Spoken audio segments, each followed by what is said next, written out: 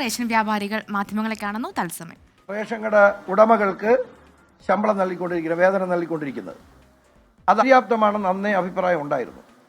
എന്നാൽ ആ ഏകദേശം 2 മാസത്തെ കുടിശ്ശികയായാൽ പോലും ലഭിക്കാത്ത സാഹചര്യം ഉണ്ടായിരുന്നു.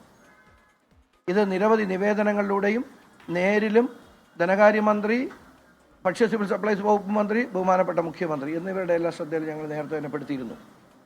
അപ്പോൾ അതിന് ശാശ്വതമായിട്ടുള്ളൊരു പരിഹാരം ഉണ്ടായില്ല. ആ സാഹചര്യത്തിൽ ആ ഡിമാൻഡ് ഞങ്ങളിപ്പോൾ ഉയർത്തി.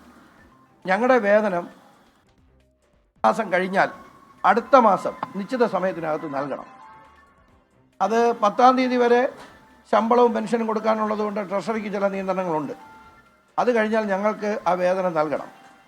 രണ്ടാമത്തെ കാര്യം, 2018 ആണ് കേന്ദ്ര ഭക്ഷ്യഭദ്രതാ നിയമത്തിൻ്റെ അടിസ്ഥാനത്തിൽ കേരളത്തിൽ പുതിയ സംവിധാനം നിലവിൽ വരുന്നത്.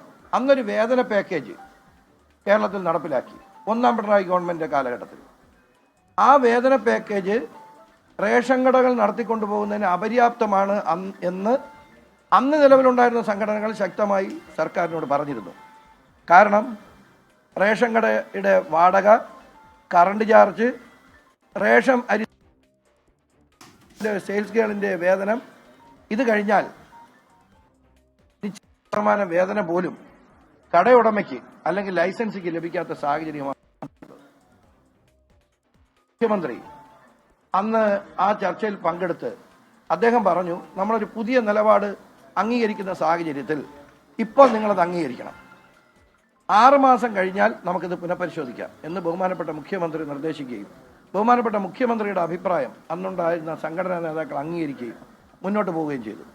തുടർന്ന് കേരളത്തിലുണ്ടായ സംഭവങ്ങൾ, ഇന്നത്തെ ഏറ്റവും പ്രധാനപ്പെട്ട മറ്റൊരു വാർത്തയാണ് റേഷൻ വ്യാപാരികൾ അവരുടെ സമരം പിൻവലിച്ചു എന്നുള്ളത്. ഭക്ഷ്യമന്ത്രിയുമായി നടത്തിയ ചർച്ചയെ തുടർന്നാണ് തീരുമാനം.